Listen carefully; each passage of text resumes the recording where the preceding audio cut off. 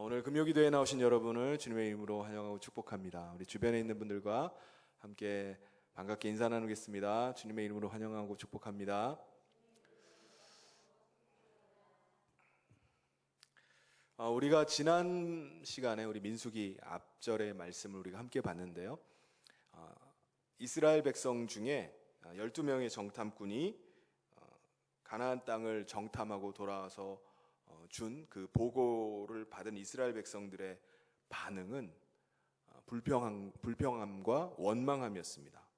그런데 그 많은 사람들 중에 여호수아와 갈렙만은 전 백성을 통틀어서 그들만은 반응이 달랐어요.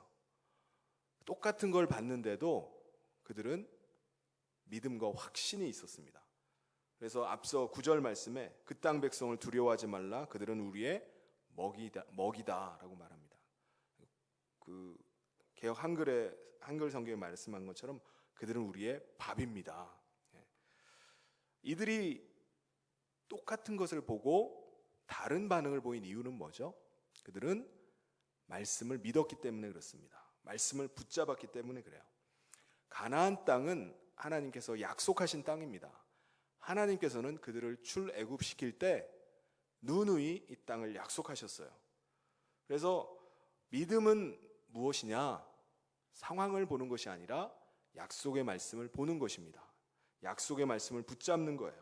하나님께서 약속하셨으면 우리를 그 땅으로 인도하실 줄 믿습니다. 주님이시면 우리로 들어가게 하실 줄 믿습니다. 하나님의 약속을 붙잡는 게 바로 믿음입니다. 현실보다, 상황보다 약속을 바라보는 거, 약속에 집중하는 거, 하나님께 집중하는 거, 이것이 믿음입니다. 믿음이 다른 게 아니에요. 그런데 10명의 정탐꾼은 안 되는 이유만 계속 나열해요. 자신들의 현실적인 거, 상황만을 아주 분석을 잘해서 그것을 열거를 합니다. 그들은 하나님께 집중하지 않고 뭐에 집중한 거죠? 현실, 상황만 집중했습니다. 그래서 그들은 우리는 칼이 없습니다. 무기가 없습니다. 훈련된 군인이 없습니다. 우리는 전략이 없습니다. 우리는 체구가 작아서 그 안악자손을 상대하기 너무 작습니다.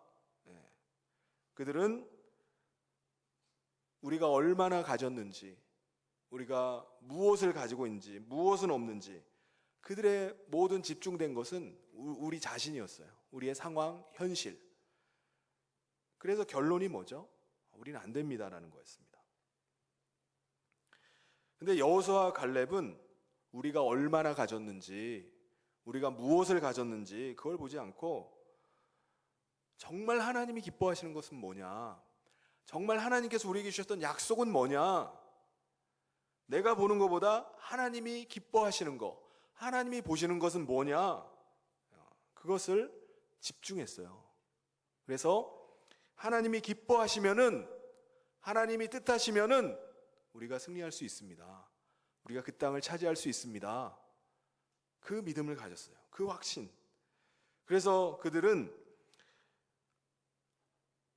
모든 사람들이 다 부정적인 시각을 가지고 있을 때 그들만은 확신과 믿음에 차 있었습니다. 신앙이라는 것은 바로 약속의 말씀을 붙잡는 겁니다. 불신앙은 뭐죠? 현실을 붙잡는 거예요. 지금 내 눈에 보이는 거. 하나님의 약속은 안중에도 없고 내 지금 판단, 내 지금 현실, 그것만을 바라보는 것입니다. 이스라엘 백성들이 하나님 앞에서 불평과 원망을 들어올 때 하나님께서는 이것을 뭐라고 보신다고 하셨죠? 하나님 원망하고 하는 것을 하나님 멸시하는 걸로 여겼습니다. 하나님이 살아계신데, 하나님이 약속하신 것인데 그들이 계속 부정하고 계속 원망하고 불평을 쏟아놓는 것은 하나님의 살아계심을 부정하는 겁니다. 하나님의 약속을 부정하는 거예요. 그 말은 뭐냐? 하나님을 멸시하고 있다고 여기신 겁니다. 그래서 하나님께서 12절에 그들을 향해서 너희가 어느 때까지 나를 멸시하겠느냐 하시면서 심판을 선언하십니다. 내가 전염병으로 그들을 쳐서 멸하고 내게 그들보다 크고 강한 나라를 이루게 하리라. 하나님께서는 그들의 원망의 소리를 다 듣고 계셨어요. 그럴 수도 있지라고 생각하지만 우리가 하는 말들, 우리가 표현하는 것들을 하나님은 듣고 계십니다. 그래서 그들의 원망을 다 들으셨어요. 그래서 그들이 나를 멸시하고 있구나. 내가 정말 그들과 함께하고 있고 그들을 이끈 하나님이라는 사실을 알았다면 이렇게 말하진 않았을 텐데 그들은 안중에도 없구나. 그들은 나를 멸시하는구나. 라고 하나님께서 그들을 심판을 선언하십니다. 어떻게 해요? 전염병을 일으키셔서 그들을 치겠다고 하시는 겁니다.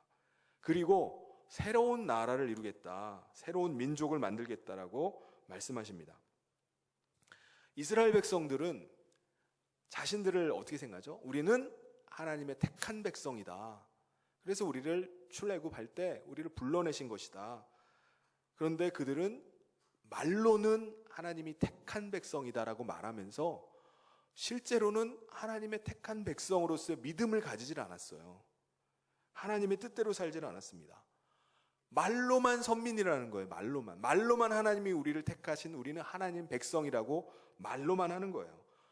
여러분, 말로 우리가 선민이고 우리가 하나님의 자녀고 택함 받았다고 아무리 말한다 할지라도 믿음으로 살지 않으면 그게 무슨 소용이 있습니까?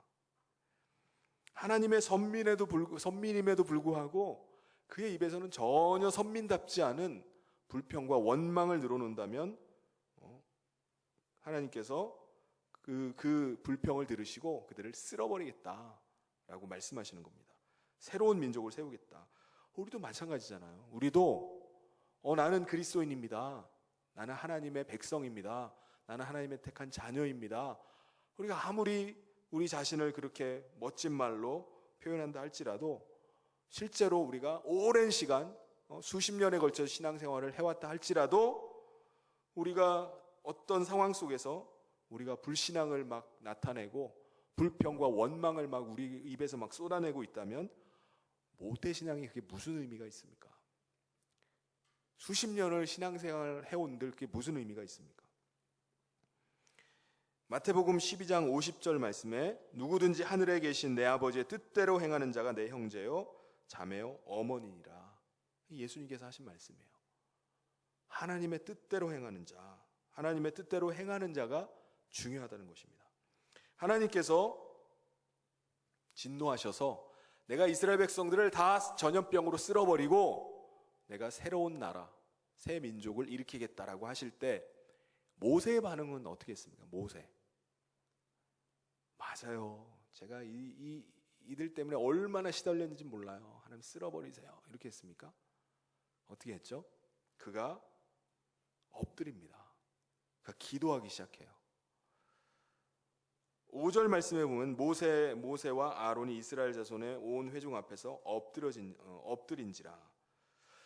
우리가 그 출애굽 역사를 보면서 우리가 발견할 수 있는 것 중에 하나가 모세가 수많은 상황 속에서 여러 가지 모함과 어려움들, 핍박 속에서 그가 했던 거 계속해서 반복하는 것 중에 하나가 바로 엎드리는 거예요. 기도하는 거였습니다. 그 기도하는 걸 보면 첫 번째가 출애굽기 14장에 있는데 홍해가 그들 앞을 가로막고 있었어요. 분명히 하나님께서 우리를 가나안으로 인도하신다고 하시고 길이 없는 곳을 길을 내주시고 인도해 주신다고 하셨는데 그들 앞에 홍해가 가로막고서 갈 수가 없는 거예요. 뒤에는 군인들이 쫓아오고 있었습니다. 그때 어떻게 하죠? 그때 엎드려요. 하나님 앞에 엎드립니다. 그래서 하나님께서는 그 모세의 기도를 들으시고 홍해를 가르셔서 마른 땅으로 홍해를 건너게 하십니다.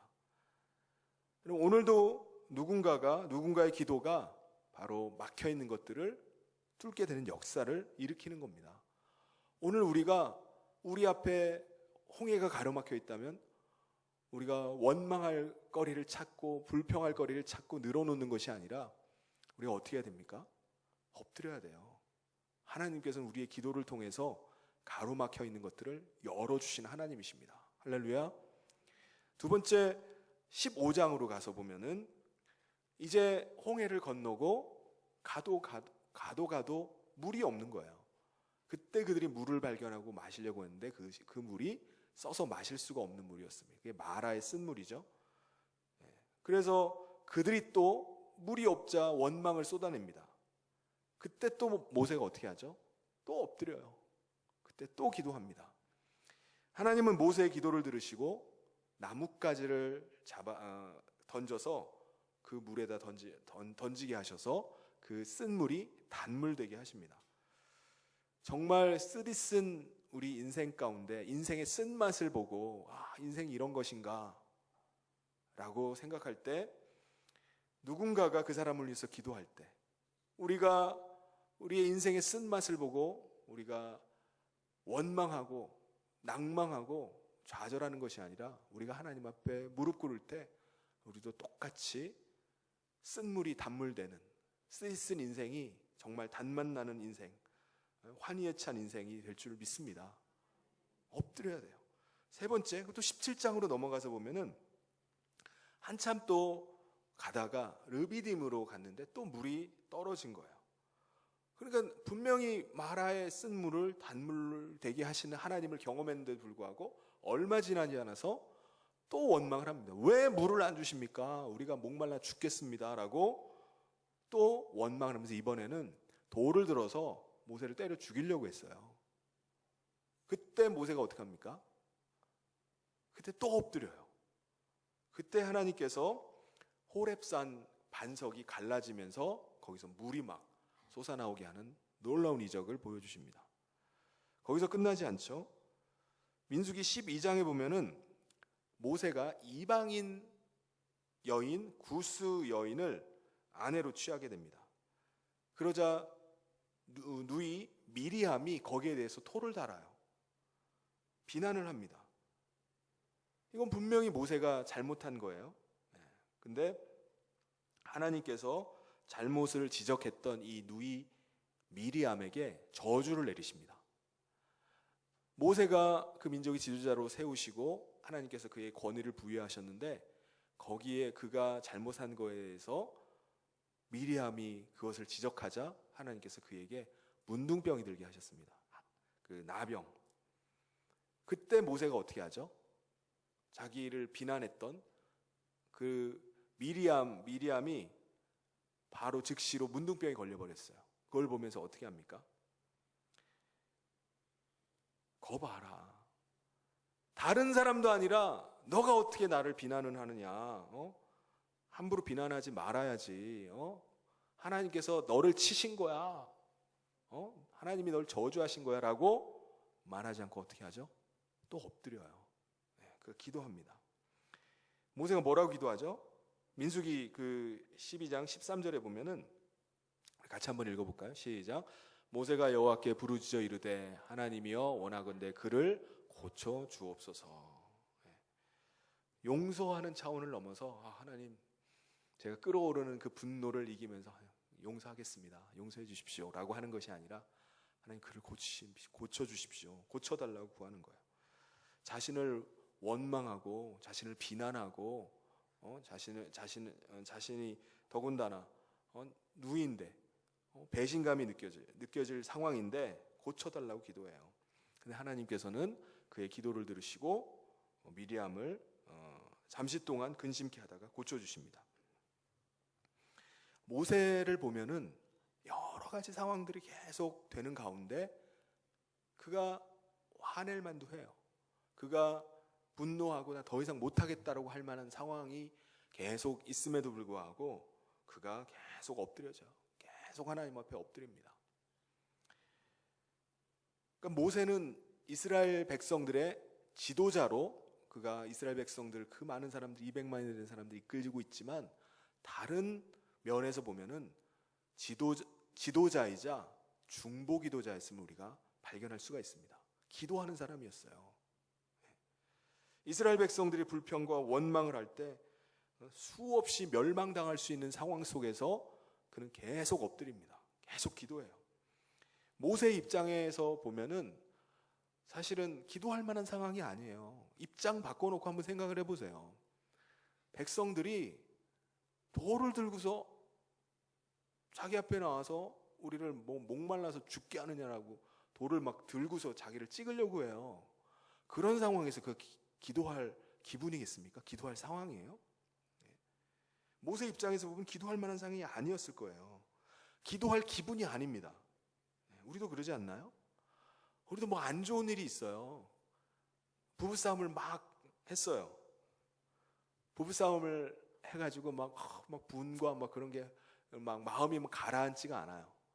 그래서 기도회를 안 가고 있었어. 그랬더니 애가 오더니 엄마 오늘 기도회 안 가세요? 야, 내가 지금 기도회 갈 기분이냐? 건들지 마. 나 기도할 기분 아니야. 나 완전 다운됐어. 기도할 생각이 안 들 때가 있어요. 근데 이건 뭐죠? 성숙하지 못해서 그렇습니다. 성숙한 사람은 기분 따라서 기도하는 사람이 아닙니다. 기분이 내키면은, 기분 좀 좋으면은 그때 기도하고, 기분 좀 꿀꿀하면 그냥 오늘 쉬어. 이게 아니에요. 모세가 기도할 기분이겠습니까? 전혀 기도할 기분이 아니에요. 한두 번도 아니고 지금 도대체 몇 번째입니까? 기도할 만한 상황이 아니에요. 그럼에도 불구하고 모세는 기도의 사람이었어요. 내가 지금 기도하지 않으면 안 된다 라는 것을 누구보다 잘 알았습니다. 내가 기도해야 돼. 내가 이 민족을 이끌어가고 이 민족을 살리고 하나님의 사명 감당하기 위해서는 내가 기도해야 돼. 딴 사람 아무도 기도하지 않는다 할지라도 내가 엎드려야 돼. 이 사실이 아주 확고했던 사람이에요. 이 한 사람의 기도를 통해서 하나님께서 역사하셨어요. 마음을 돌이키셨습니다. 할렐루야. 오늘 우리가 기도하는 것이 그냥 기도하는 것이 아닌 줄 믿습니다. 우리 기도가 얼마나 능력인지 몰라요. 이방만에 되는 사람들 중에 엎드린 사람 모세 한 사람의 기도를 통해서 하나님께서 역사를 바꿔버리십니다.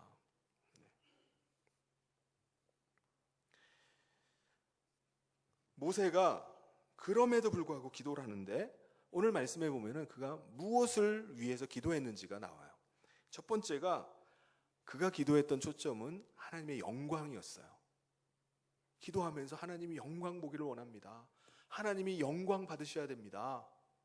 어떤 상황 속에서도 하나님이 영광 받으셔야 됩니다. 15절 16절 우리 같이 한번 읽어보도록 하겠습니다. 시작. 이제 주께서 이 백성을 하나같이 죽이시면 주의 백성을 들은 여러 나라가 말하여 이르기를 여호와여 이 백성에게 주기로 맹세한 땅에 인도할 능력이 없었으므로 광야에서 죽였다 하리라. 하나님께서 지금 진노하셔서 이 백성들을 전염병을 일으켜서 그들을 싹 다 죽이고 새로운 민족, 새로운 나라를 세우겠다라고 지금 선언을 하셨어요. 그때 모세가 하나님 앞에 기도한 내용은 하나님께서 이 백성들을 가나안까지 가겠다고 해놓고 광야에서 다 죽여버렸다 라는 소문이 사람들 가운데 들리면은 하나님의 이름이 어떻게 됩니까? 하나님의 영광이 어떻게 됩니까? 영광 가린다는 거예요. 이 백성들 다 죽여버리는 거 그거 문제가 아니라 지금 하나님의 영광이 가립니다. 이방인들의 입에서 하나님의 이름이 멸시를 당합니다. 하나님. 그래서 그가 하나님의 영광을 위해서 하나님의 뜻을 거두어 주십시오. 하나님의 이름을 위해서 하나님의 진노를 거두어 주십시오라고 하나님 앞에 호소하는 거예요. 뭐를 놓고 기도한 거죠? 그들의 초점은 하나님의 영광이었어요. 하나님이 영광 받으셔야 됩니다. 개인의 감정, 개인의 이익보다 하나님의 영광을 우선시하고 영광을 먼저 두고 기도하는 겁니다. 이 사람이 성숙한 사람이에요. 성숙하지 않은 사람이 기도할 때는 어떻게 할까요? 모든 기도의 초점이 나의 영광, 나의 체면, 나의 이득 거기에 초점이 맞춰져 있을 겁니다. 그래서 하나님 입장 바꿔놓고 생각해 보세요. 지금 제가 얼마나 어려운 가운데 있는지 아세요? 제 처지를 좀 상황 이해하세요, 하나님? 내 상황을 좀 알아주세요. 다 나의 초점이 맞춰. 제 체면이 지금 말이 아닙니다, 지금. 제가 요번에 안 되면요, 전 진짜 얼굴 들고 다닐 수가 없어요. 하나님 들어주셔야 돼요. 하나님 불쌍히 여겨주세요. 모든 게 다 나에게 초점이 맞춰져 있어요. 다 성숙하지 못한 사람의 기도는 다 자기 중심이에요. 다 내 중심, 내 느낌, 내 감정, 이것 좀 생각해 주세요.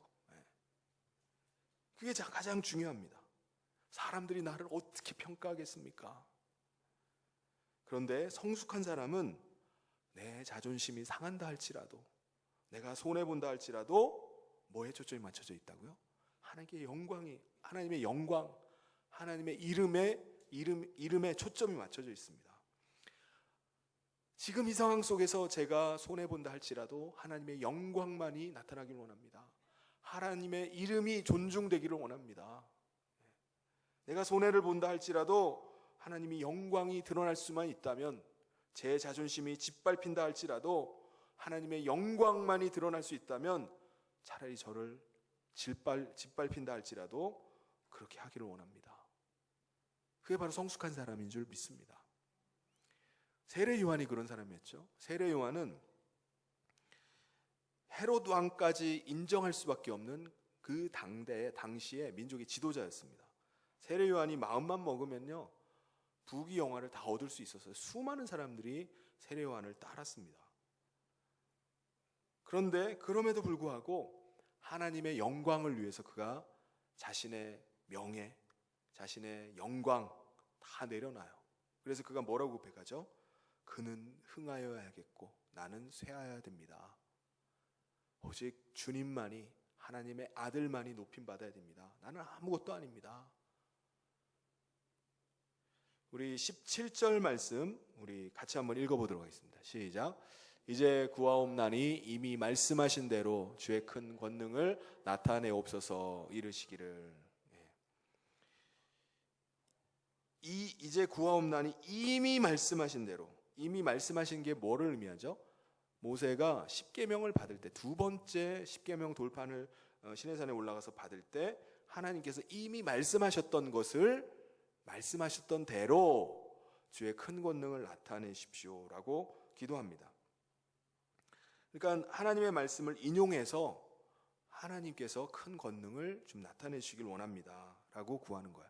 그냥 무턱대고 하나님 앞에 하나님 긍휼을 베풀어 주세요, 하나님 권능을 베풀어 주세요, 하나님 용서해 주세요 라고 그냥 구하는 게 아니라 한 토막이 더 들어가 있어요. 네?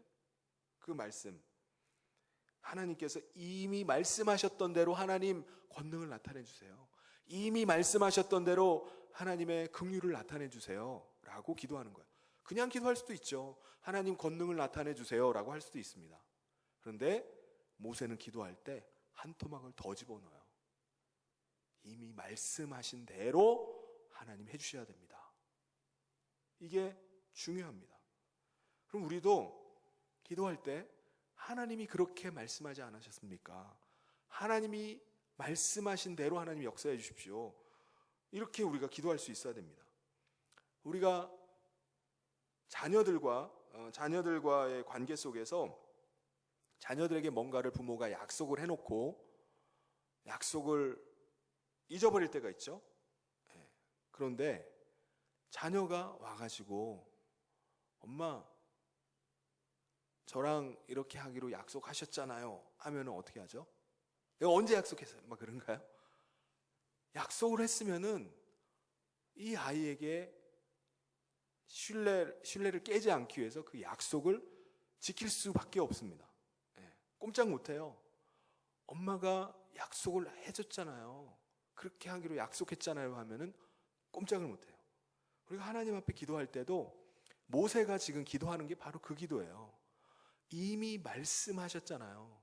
하나님께서 이미 말씀하신 대로 하나님이 권능을 지금 나타내 주시길 원합니다라고 기도하는 겁니다. 그냥 하나님 주세요, 하나님 긍휼을 베풀어 주세요, 물질을 주세요 라고 하는 것이 아니라 무엇인지 기도하는 가운데 말씀의 근거에서 근거를 달고서 하나님 앞에 기도합니다. 왜 하나님께서는 이렇게 모세가 이미 말씀하신 대로 라는 그 근거를, 하나님께서 말씀하신 것에 근거를 두고 기도하는 것에 응답하실까요? 하나님 왜 거기에 대해서 꼼짝하지 못하고 그 말씀대로 역사하실까요? 민수기 23장 19절에 그 이유가 나옵니다. 같이 한번 읽어보도록 하겠습니다. 시작. 하나님은 사람이 아니시니 거짓말을 하지 않으시고 인생이 아니시니 후회가 없으시도다. 어찌 그 말씀하신 바를 행하지 아니하시며 하신 말씀을 실행하지 않으시리요. 시리야. 네. 이게 하나님이시라는 거예요. 하나님은 말씀하신 바를 행하시는 분, 말씀을 실행하시는 분이라는 거예요. 그렇기 때문에 우리가 이 한 토막을 집어넣어야 되는 거예요. 말씀하신 대로, 이미 말씀하신 대로 행해 주시기를 구해야 됩니다. 느헤미야도요, 이스라엘 백성들이, 조국이 지금 성벽이 무너지고 성문이 불타서 이방인들에게 유린당하고 있는 조국의 현실을 깨닫고 그가 금식하면서 하나님 앞에 기도합니다. 그때 그가 어떻게 기도하느냐? 느헤미야 1장 8절 9절 같이 한번 읽어보겠습니다. 시작. 옛적에 주께서 주의 종 모세에게 명령하여 이르시되 만일 너희가 범죄하면 내가 너희를 여러 나라 가운데 만일 내게로 돌아와 내 계명을 지켜 행하면 너희 쫓긴 자가 하늘 끝에 있을지라도 내가 거기서부터 그들을 모아 내 이름을 두려고 택한 곳에 돌아오게 하리라 하신 말씀을 이제 청하건대 기억하옵소서. 아멘. 뭐라고 말씀하죠? 옛적에 주께서 주의 종 모세에게 명령하여 이르시되, 이 한 토막을 집어넣는 거예요. 하나님께서 모세에게 이렇게 말씀하지 않으셨습니까? 하나님. 그러니까 그 말씀하신 대로 이제 그 말씀을 기억해 주십시오. 그 말씀대로 하나님이 역사해 주십시오. 라고 하나님 앞에 기도하는 거예요. 그냥 이 말씀을 다 뺄 수도 있어요. 느헤미야가 이렇게 기도하지 않을 수도 있습니다. 그런데 그는 이 근거를 통해서 하나님 앞에 호소하는 거예요. 옛적에 하나님께서 모세를 통해서 말씀하신 대로 청하건대 하나님이여 기억하여 주십시오. 하나님의 입에서 나오신 그 말씀을 기억해 주십시오. 그 말씀대로 하나님 역사해 주시길 원합니다. 그래서 기도 응답을 받고 예루살렘으로 가서 예루살렘의 회복의 기틀을 마련하게 됩니다. 이 말씀의 응답을 받지 않았으면요, 들어가질 못했을 거예요. 그런데 하나님께서는 신실하셔서 모세를 통해서 말씀하셨던 그대로 하나님의 약속대로 예루살렘을 회복해 가십니다. 누구를 통해서요? 느헤미야. 하나님의 약속의 말씀을 붙잡고 기도했던 이 느헤미야를 통해서 하나님이 예루살렘을 회복시켜 나가세요. 하나님의 말씀에 근거한 것은 반드시 이루어집니다. 헛되이 그냥 사라져버리는 것이 아닙니다. 할렐루야. 예수님께서 요한복음 15장 7절에 이렇게 말씀하죠. 우리 같이 한번 읽어보겠습니다. 시작. 너희가 내 안에 거하고 내 말이 너희 안에 거하면 무엇인지 원하는 대로 구하라. 그리하면 이루리라. 이 말씀에서 중요한 단어가 계속 거하면, 거하고 여기에 여러 번이 나와요. 이 거하면이라는 말이 계속해서 나옵니다. 8번 나와요. 8번. 근데 거하면이라는 말의 의미는 동거하다, 연합하다, 머무르고 있다, 뭐 그런 뜻입니다. 여기서 어떤 사람의 기도를 하나님께서 들어주신다고 하죠. 그리하면 이루리라. 어떤 사람이요? 너희가 내 안에 거하면. 주님 안에 거하는 자에게 하나님이 응답하신다는 거예요. 이 말씀이 너무나 중요합니다. 하나님의 말씀은요, 영이요 생명입니다. 그래서 하나님의 영이요 생명이신 하나님의 말씀이 우리 안에 거하면 하나님께서 그것을 그 기도를 들어주신다는 거예요. 그러니까 우리가 영이요 생명이신 하나님의 말씀에 사로잡혀 있으면, 그 말씀에 사로잡혀 있으면, 그래서 구하는 대로 응답받으려면은 우리가 하나님의 말씀에 사로잡혀야 됩니다. 할렐루야. 우리가 하나님의 말씀이 우리 안에서 우리의 심령 안에서 막 다른 박질을 해야 돼요. 우리 말씀 안에서 막 우리 안에서 충동이 일어나야 됩니다. 하나님의 말씀에 사로잡힐 때 그 말씀을 붙잡고 기도하는 거예요. 그러면 반드시 이루어집니다. 네. 오늘 여러분의 심령 가운데 여러분을 사로잡고 있는 말씀이 무엇이 있습니까? 여러분 가운데 계속해서 떠오르고 있는 그 말씀이 무엇이 있습니까? 그 말씀에 우리가 완전히 사로잡혀야 돼요. 그게 있어야 됩니다. 그래서 하나님께서 응답하시기 전에 우리에게 말씀 주시기를 원하세요. 우리 안에서 계속 맴도는 그 말씀, 그 말씀이 있을 때 하나님께서 응답하십니다. 그러니까 하나님의 음성을 들어야 돼요. 그 음성 붙잡고 기도하는 거예요. 하나님 말씀, 내게 말씀하시는구나 라고 생각하고 기도하는 겁니다. 그래서 눈을 감기만 하면 떠오르는 말씀, 내 안에서 계속 되뇌어지는 말씀, 그 말씀을 생각하면 막 내 안에서 막 흥분이 막 일어나는 그런 말씀, 그게 있습니까? 그게 우리 안에 있어야 돼요. 하나님의 말씀은 살아있고 운동력이 있다고 했습니다.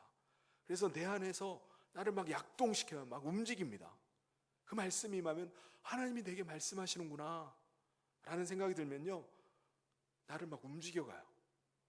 나를 막 일으킵니다. 나를 막 밀어붙여요. 그게 말씀이에요. 살아있고 운동력 있는 말씀입니다. 그 경험이 있어야 됩니다. 그래서 그 말씀을 붙잡고 우리가 기도할 때 하나님이 응답하십니다. 그 다음에 하나님의 성품에 우선한 기도를 해요. 우리 18절 말씀, 우리 마지막으로 같이 한번 읽어보도록 하겠습니다. 18절 시작.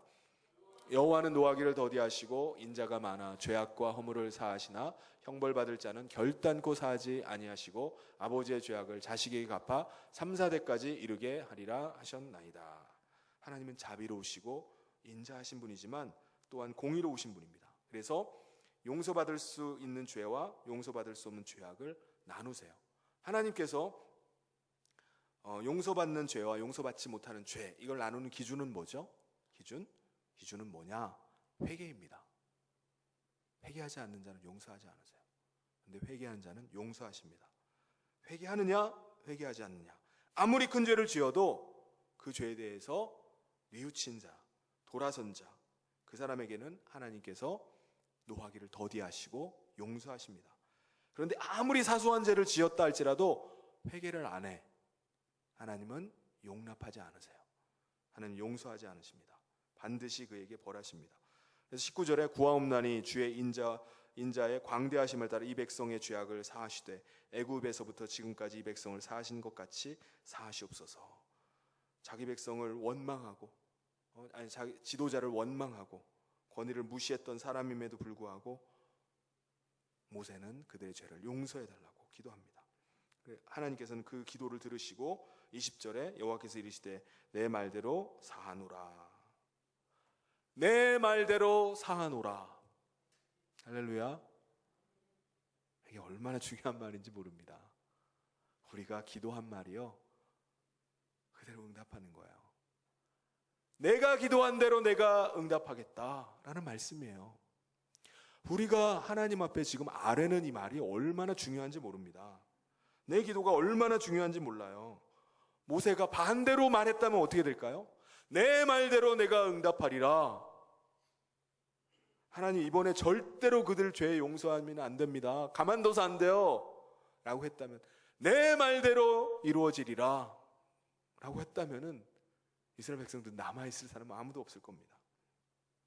그런데 내 말대로 되리라 라고 하신 대로 하나님께서 그들을 사해 주셨어요. 오늘도 우리의 기도 제목이 그거죠. 이 민족의 죄를 사해 주십시오.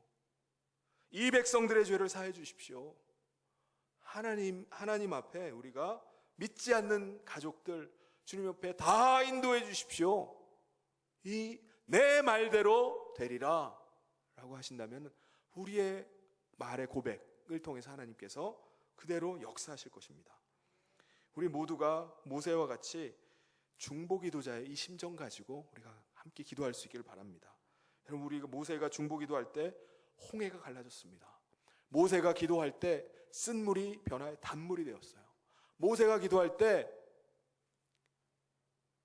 반석이 쪼개지고 거기서 물이 솟아났습니다. 문둥병이 고침을 받았어요. 우리의 중보기도가 우리의 입술을 통해서 올려진 그 기도가 얼마나 중요한지 모릅니다. 오늘 우리의 기도에, 우리의 말에 우리 민족의 운명이 달려있는 줄 믿습니다. 우리 가정과 우리 자신의 삶이 우리의 기도를 통해서 변화되는 줄 믿습니다. 어떤 사람의 운명이 우리의 기도에 달려있는 줄 믿습니다. 우리가 기도할 때 쓰디쓴 인생의 쓴맛을 보고 있는 사람도 단맛 나는 인생, 변화되는 일이 일어날 것입니다. 우리 앞에 닫혀져 있고 막혀져 있는 것들이 열려지는 역사가 일어난 줄 믿습니다. 오늘 이 밤에 우리의 기도를 들으시고 역사하시는 그 하나님을 바라보며 함께 기도해 나가는 저와 모든 성도님 되시길 주님의 이름으로 축원합니다. 같이 기도하도록 하시겠습니다. 하나님 아버지, 오늘 이 밤에 저희들을 불러주심을 감사합니다. 우리 심령 안에 주님의 말씀이 임하고 그것을 나에게 주시는 하나님의 음성인 줄 믿습니다. 모세가 하나님의 말씀을 기억하고 그 말씀 붙잡고 하나님 앞에 호소하고 기도했던 것처럼 오늘 이 밤에 우리가 우리 안에서 약속하신 신실하신 그 하나님의 말씀이 약동하길 원합니다. 우리를 충동하길 원합니다. 그 말씀이 우리의 심령 안에서 역사하기를 원합니다. 그래서 그 말씀대로 우리가 기도할 때 하나님 역사하여 주시옵소서. 하나님 아버지께서 오늘 이 밤에도 붙잡아 주시길 간절히 소원하며 예수님 이름으로 기도하옵나이다. 아멘.